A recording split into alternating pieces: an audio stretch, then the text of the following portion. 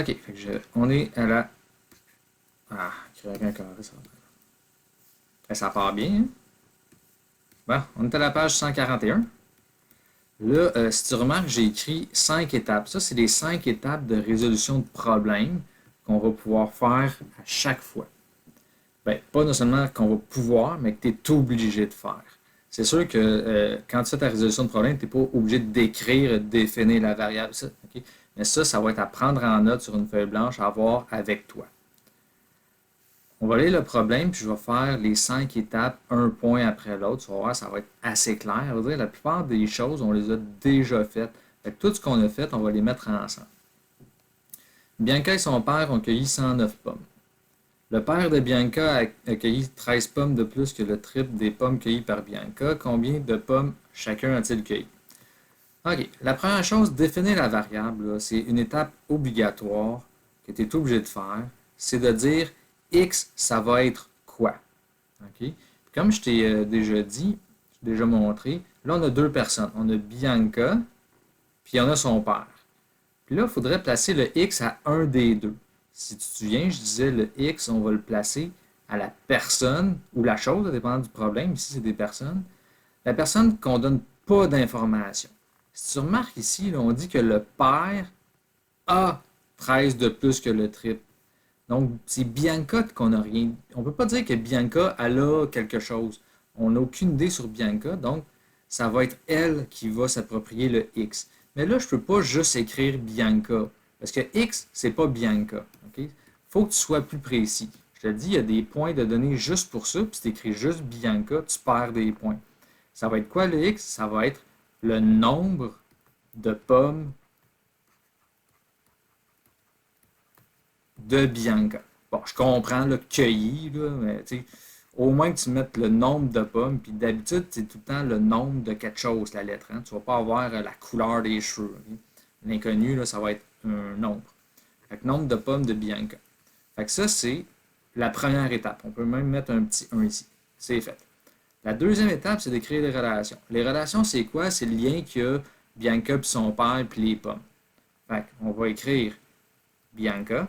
On peut tout le temps juste remettre un B, là, c'est pas bien grave.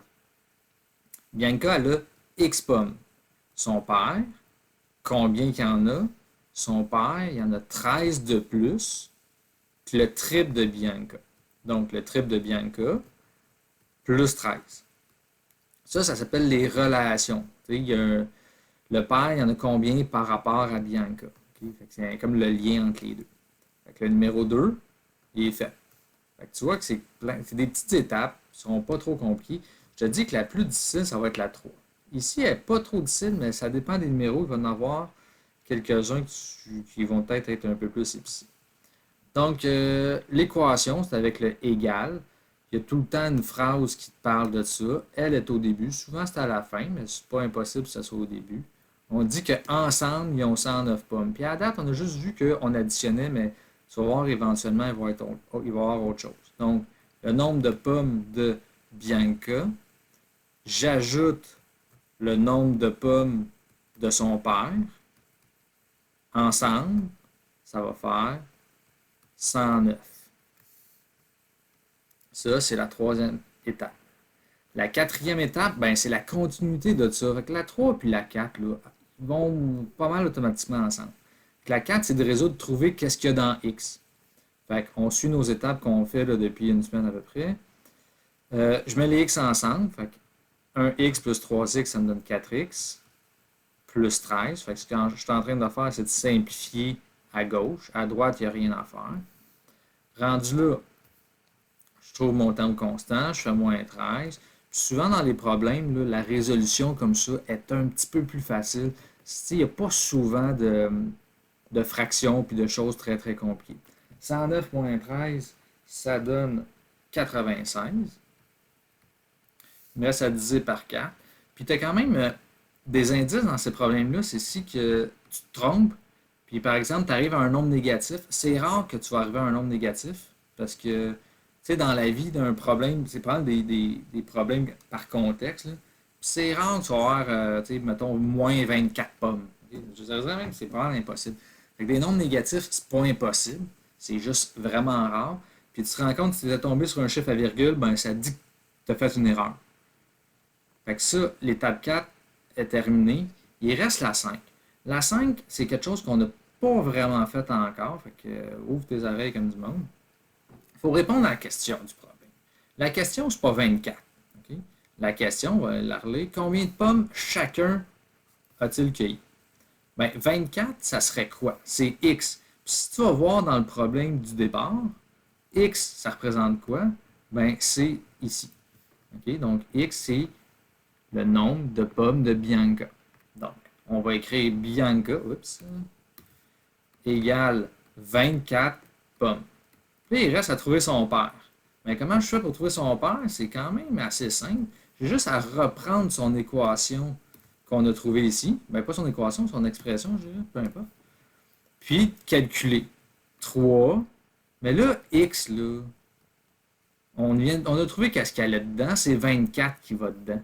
Fait que je fais 3. Hein, c'est 3 fois X, oublie pas. Fait que je fais 3 fois 24 plus 13.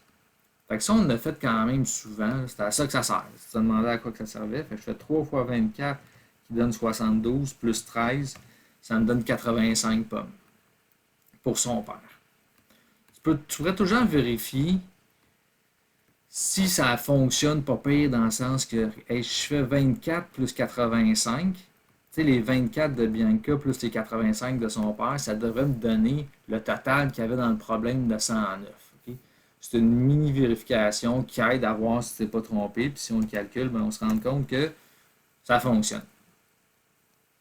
Donc, les 5 étapes sont faites. Puis le problème est terminé. Il faut que tu fasses ces 5 étapes-là à chaque genre de problème comme ça. Je te le dis, là, la partie qui va être souvent oubliée ou manquée, c'est la première. Tu sais, tu as genre 20% de points pour écrire cette petite ligne-là.